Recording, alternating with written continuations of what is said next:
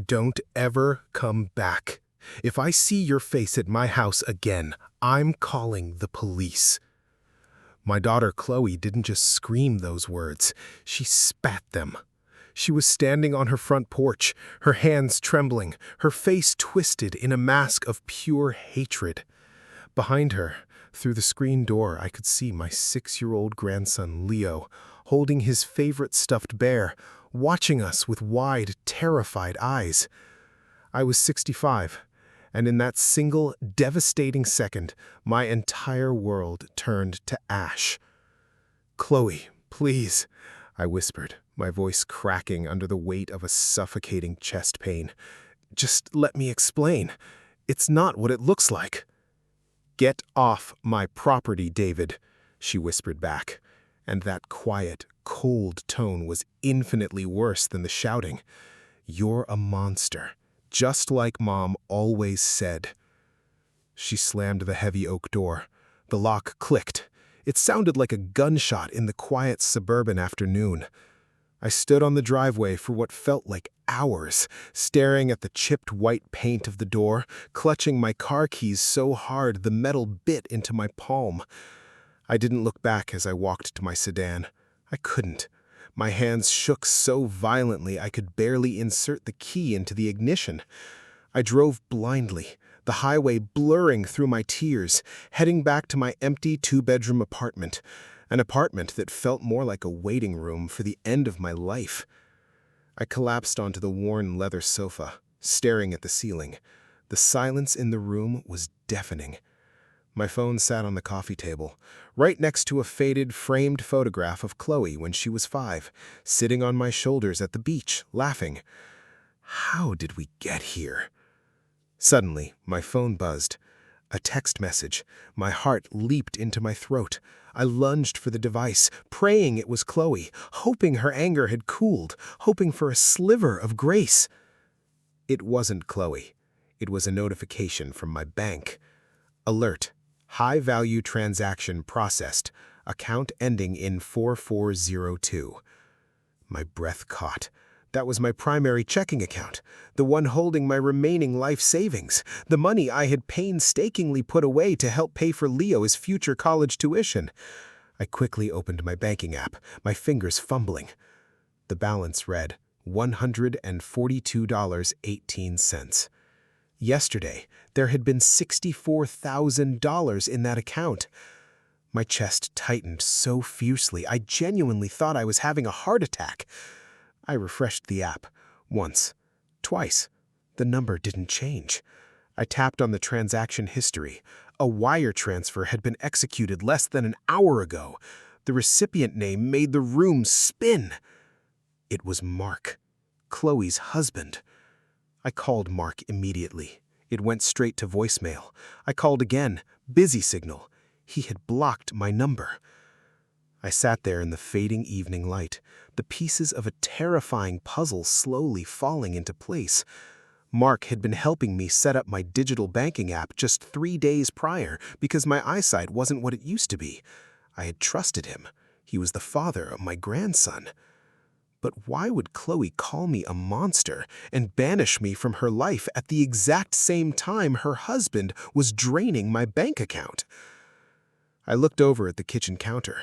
Resting there was an old, battered leather journal belonging to my late wife, Ellen. Ellen had passed away 18 months ago from a sudden, aggressive illness, and on her deathbed, she had made me promise never to open that journal. She said it contained her private prayers and grief over losing her own parents. And for 1.5 years, out of respect for her memory, I had kept that promise. But today, the rules of my life had been completely obliterated. I walked over to the counter, my boots heavy on the linoleum. I picked up the journal. My hands were freezing. I flipped open the brass clasp. The first page was dated 5 years ago. The handwriting was unmistakably Ellen's, elegant, slanted, familiar. But the words written there didn't belong to the loving woman I thought I knew. David thinks we are safe. He thinks the past is buried, but Mark found out. He knows what happened in Chicago in 1998. He told me if I don't pay him, he will tell Chloe everything. I have to protect her from the truth. If Chloe finds out what David did, it will kill her." I stared at the page, my mind racing. Chicago, 1998? We lived in Chicago back then. I was working 60 hours a week as an accountant, trying to keep a roof over our heads. What on earth was Ellen talking about? What did Mark think he knew? I kept reading, my eyes flying down the pages. The journal detailed a dark, systematic nightmare. For 4 years before her death, Ellen had been secretly paying Mark thousands of dollars at a time. It explained why our savings had seemed so depleted when she passed, something I had erroneously blamed on her rising medical costs. Mark was blackmailing my wife. But the journal entries stopped abruptly 6 months before her death, leaving the central mystery entirely unanswered. What was the truth about Chicago? My phone rang, shattering the silence. The caller ID showed an unknown number. "Hello?" I answered instantly, desperate. "David?" a voice whispered. It was a woman's voice, raspy and strained. It took me a moment to recognize her. It was Clara, Ellen's older sister, who lived in a nursing home 3 states away. We hadn't spoken since the funeral. "Clara? Is everything all right?" "David, you need to listen to me carefully," she said, her voice shaking with an intense anxiety. "Mark was just here, at my facility. He was asking questions about the old medical records from the Chicago clinic. He had a lawyer with him, David. They made me sign something. I'm so sorry. I was scared." "Clara, what medical records? What is Mark doing?" "He's going to destroy you, David. He told Chloe that you were the reason her older brother died." The phone went dead. My phone slipped from my hand, hitting the hardwood floor with a dull thud. Chloe didn't have an older brother. She was an only child. Ellen and I had tried for years to have another baby, but it never happened. Or at least, that was the story I had been told. I felt like an alien in my own life. Everything I thought I knew about my 35-year marriage was fracturing into pieces. I knew I couldn't just sit in my apartment and wait to be destroyed. I needed answers, and I needed them from the source. I grabbed my car keys, pocketed Ellen's journal, and walked out the door. I drove straight back to Chloe's house, despite her threat to call the police. I didn't care anymore. When I pulled up to the curb, the house was dark except for the living room window. I walked up the driveway, my heart hammering against my ribs. But before I could reach the front porch, the garage door suddenly began to open. Mark's silver SUV was idling inside. Mark walked out into the driveway, carrying a heavy cardboard box. When he saw me standing there in the moonlight, he froze. A smug, ugly smile slowly spread across his face. "I told Chloe you'd come back," Mark said, tossing the box into the back seat of his SUV. "You just can't help yourself, can you, old man?" "You stole my money, Mark," I said, my voice dangerously calm, though inside I was trembling. $64,000, gone from my account today. I want it back." Mark laughed, a dry, cruel sound. "That money belongs to Chloe. Consider it a down payment for the decades of psychological damage you caused. Now get out of here before I call the cops, just like Chloe promised." "What happened in Chicago, Mark?" I stepped closer, my fists clenched inside my jacket pockets. "What lies did you tell my daughter?" Mark's smile vanished. He stepped right up to me, smelling faintly of expensive scotch. "Lies? I didn't tell her any lies, David. I showed her the paperwork, the adoption cancellation forms from 1998. The boy you abandoned at the St. Jude shelter because you decided you didn't want a sick kid anymore. Chloe knows she had a brother, and she knows you threw him away like garbage." The world seemed to stop spinning. My mind blanked out. An adoption? A boy? "I don't know what you're talking about," I stammered, genuinely lost. "We never adopted a child." "Save it for the judge," Mark sneered, turning his back on me to get into his car. "Chloe is filing for full legal severance. You're never seeing Leo again." He slammed his car door, reversed out of the driveway, and sped off into the night, leaving me standing there alone in the dark. I stood there, the weight of his words crushing the air out of my lungs. If Mark had paperwork, it wasn't a lie. But I truly had no memory of this. Was I losing my mind? Was my dementia finally setting in, erasing major parts of my past? Then, the front door of the house opened. Chloe stood there. She was holding a thick manila envelope in one hand and her phone in the other. Her eyes were red and swollen from crying. "I saw you talking to him," she said, her voice hollow. "I'm dialing the police right now, Dad. I told you to leave."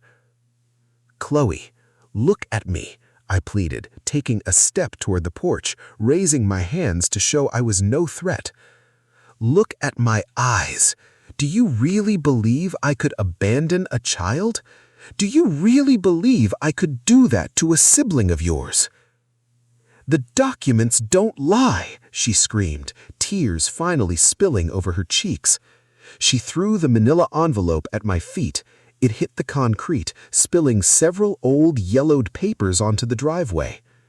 "Your signature is right there on the relinquishment forms. From the Chicago Family Services Bureau, May 14th, 1998. You signed away a 4-year-old boy named Ethan because he had a heart defect and the medical bills were too high. Mom kept the papers hidden in her old sewing box. Mark found them after she died." I looked down at the papers scattered on the ground. I knelt down, my old knees popping in the night air. I picked up the top sheet. It was indeed an official document from the state of Illinois. It stated that the parental rights of David and Ellen Vance over the minor child Ethan Vance were being formally terminated. And there, at the bottom of the page, was a signature. David Vance. I stared at the signature. It looked exactly like mine. The sharp D, the specific loop on the V. But then my eyes drifted to the date. May 14th, 1998. A strange, cold clarity washed over me. The fog in my mind suddenly evaporated, replaced by a memory so sharp it felt like a physical strike. "Chloe," I said, my voice completely steady now, the trembling entirely gone. "Where did Mark say he found these?" "In Mom's sewing box in the attic," she sobbed. "Stop acting like you don't know. It's your name. It's your signature." "Chloe, I need you to listen to me very carefully," I said, standing up, holding the document in my hand. "On May 14th, 1998, I wasn't in Chicago." "Don't lie to me." "I'm not lying," I said softly. I reached into my internal jacket pocket and pulled out my driver's license. From a hidden slot behind my driver's license, I pulled out a small, laminated piece of paper. It was a faded, vintage ticket stub. I walked up the porch steps. Chloe flinched, but she didn't run inside. I handed her the ticket stub along with the document. "Look at the date on that ticket, Chloe, and look at the location." She looked down. Her breath hitched. The ticket stub was from the Mayo Clinic in Rochester, Minnesota. The date stamped on it was May 12th through May 18th, 1998. I was in Minnesota for an entire week having experimental back surgery. I couldn't even walk, let alone sign documents in Chicago. Your mother went back to Chicago alone that week to take care of family matters, while her sister Clara watched me at the hospital. Chloe looked from the ticket to the signature on the document. But this is your handwriting." "No," I said, pulling Ellen's leather journal from my pocket and handing it to her. "It's a forgery. Your mother was incredibly talented at mimicking my signature for business purposes when I was working long hours. Read the journal, Chloe.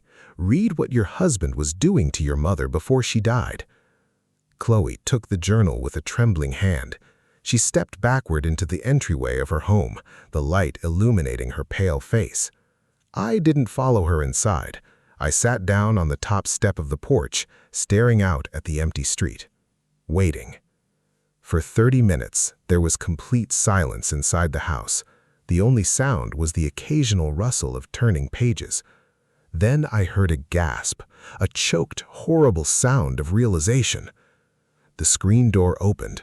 Chloe came out, the journal clutched to her chest. She looked completely shattered, but the hatred in her eyes was gone.